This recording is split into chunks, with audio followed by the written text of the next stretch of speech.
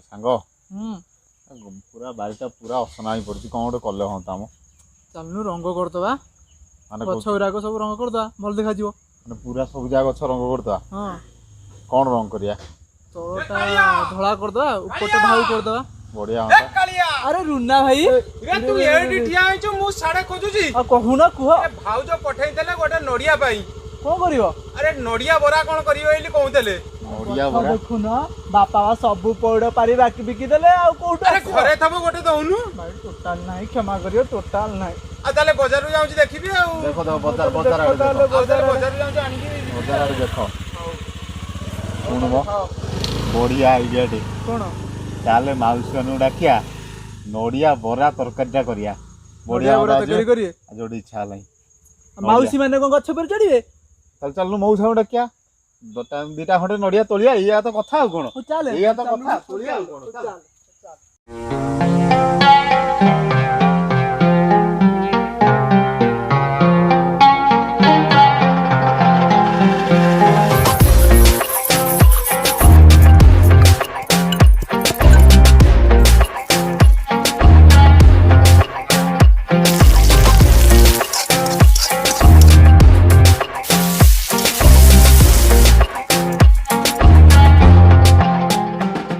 जय जगन्नाथ ऑथेंटिक ओडिया को आपण मानक स्वागत आज आसतु तैयारी करवा नडिया बरा तरकारी वीडियो को शेष पर्यंत देखिए जदि भल लगुच तेल वीडियो को शेयर करंतु लाइक करंतु एवं कमेंट करंतु जदि सब्सक्राइब करना तेबे जल्दी जल्दी सब्सक्राइब कर नियंतु आसतु आज बनैवा आसंतु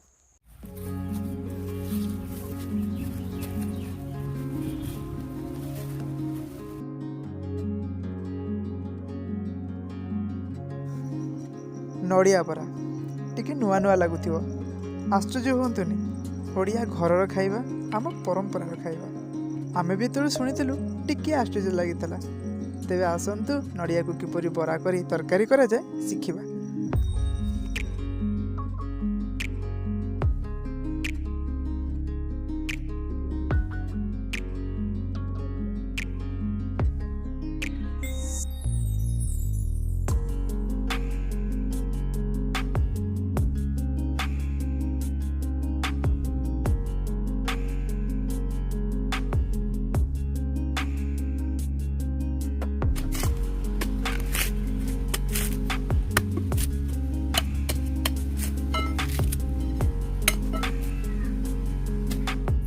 नडिया बरा लगी जहाँ जहाँ सामग्री दरकार हुए ताहा आपण स्क्रीन ऊपर देखि पड़ते यह छड़ा आपण डिस्क्रिप्शन बॉक्स मध्य चेक करि परिबे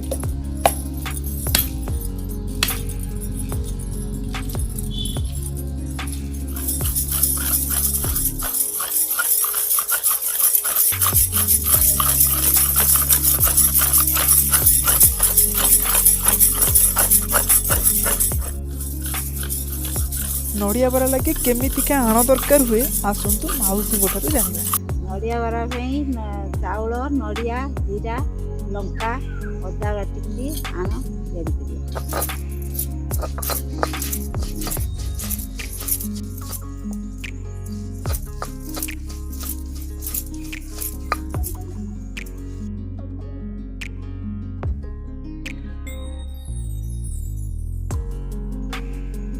स्वाद अनुसार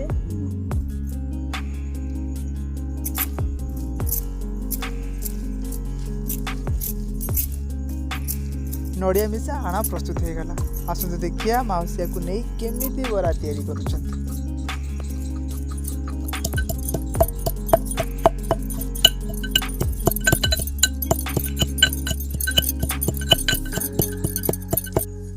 एबे अदा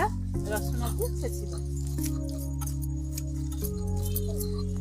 आना तो प्रस्तुत हो गला मसला भी बटा चललानी एबे आसंतु नडिया बरा तैयारी करिया सोरिष तेल पइला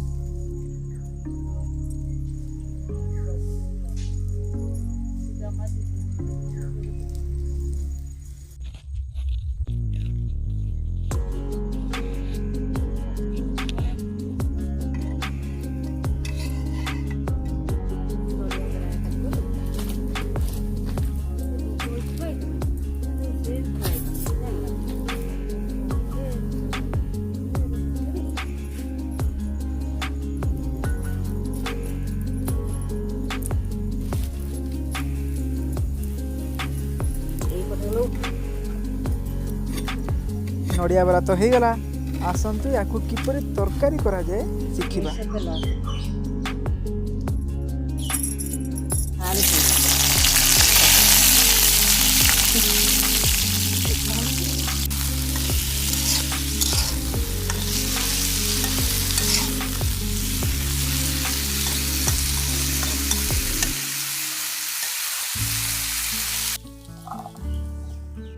ସୋରିଷ ତେଲ, ଫୁଟଣ,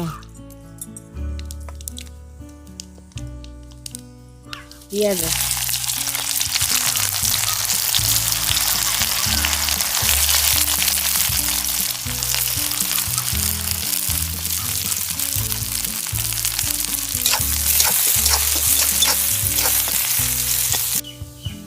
ଲଙ୍କା ଗୁଣ୍ଡ,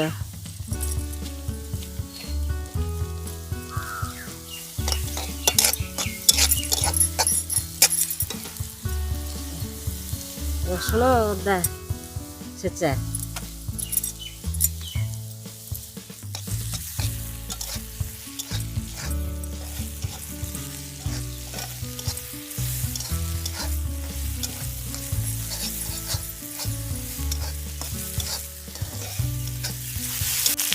ହଳଦୀ ଗୁଣ୍ଡ,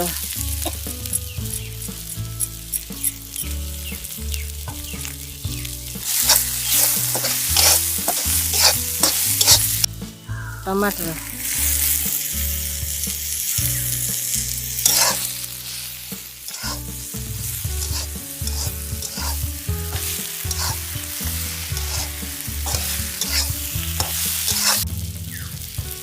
ଛେଚା ଗରମ ମସଲା,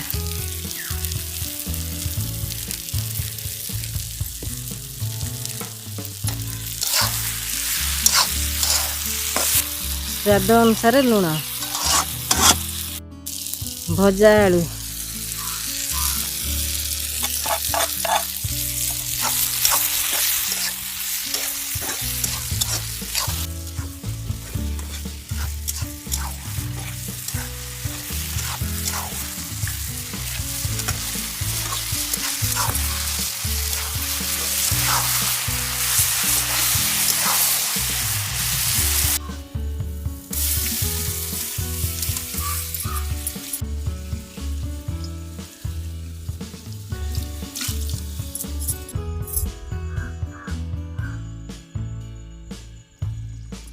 ଚାରୁମଗଜ ବଟା,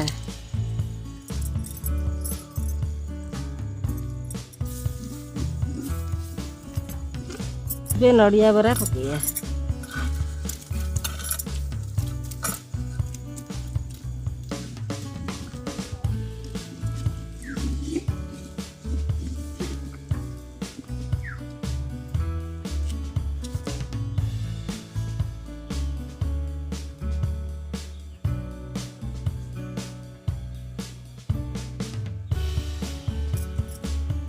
ଗରମ ମସଲା,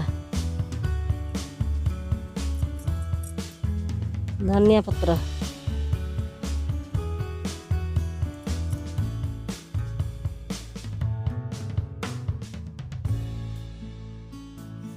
ମାଉସୀମାନେ ଅତି ଯତ୍ନରେ ନଡ଼ିଆ ବରା ତରକାରୀ କରିଦେଲେ।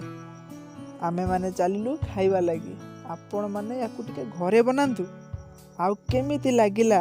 ଭିଡ଼ିଓ ତଳେ ଥିବା କମେଣ୍ଟ ବକ୍ସରେ କମେଣ୍ଟ କରି ଆମକୁ ଜଣାନ୍ତୁ।